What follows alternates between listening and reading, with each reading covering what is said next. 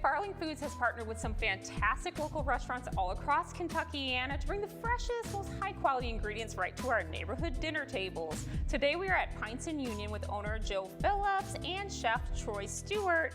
Now, first of all, Joe, can you tell us, how did Pints Union come about, the kind of backstory? It had been in the works for quite some time, but I was offered a real estate opportunity in New Albany, and the building kind of fit the concept. We wanted to build a very traditional old world concept to bring kind of into the 21st century, get away from TVs, get away from media, and recreate a little bit of the intimate human experience, getting to know your neighbor, getting to know your community. I love that, because when you walk through the door, you do kind of feel like you're stepping back in time. It does have like an old world kind of feel, so you definitely accomplished that. Thanks. Okay, now Troy, let's talk about the menu. You are a chef here, and you have created some delicious concoctions right here. This is two of our staples. We have our tikka masala and our fish and chips. Our fish and chips is made with Fuller's London Pride and active yeast, giving it the true European feel of a fish and chips. We hand cut the fries and hand make everything.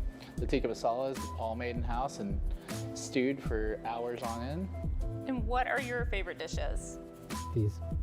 Right here, they're like, this is why we made them today. Now let's talk about the drinks that you have here, because obviously Pints is in your name, so that's part of. It is. We have one of the largest import beer selections in Southern Indiana. And we also have a really great cocktail list and a lot of local distilleries that championed the community during COVID. So we have a little bit of a different story on our back bar. Well, I was going to ask you too, how did your partnership with McFarling Foods come about? During the initial shutdown for COVID, we were basically taking our inventory and just giving it away to feed people.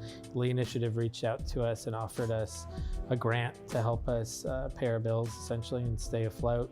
And McFarling Foods contacted one of our employees, and they had a USDA grant where they could deliver 50-pound boxes once a week. So we took those farm boxes to another restaurant that had been shut down, and we created a logistics center where we dispersed food to Portland, all over Louisville and Southern Indiana. I love that your relationship came together through giving back. That really is so cool. Okay, now if we want to check out the menu online and just learn more about Pints and Union, where can we go?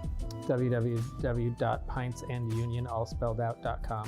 Fantastic. Okay, I think I'm ready to dig into some of this food if y'all don't mind. I wouldn't want it to go to waste. Of course. Well, thank you so much for having us today. Thank you. From Pints and Union in New Albany, I'm Joanne Dixon.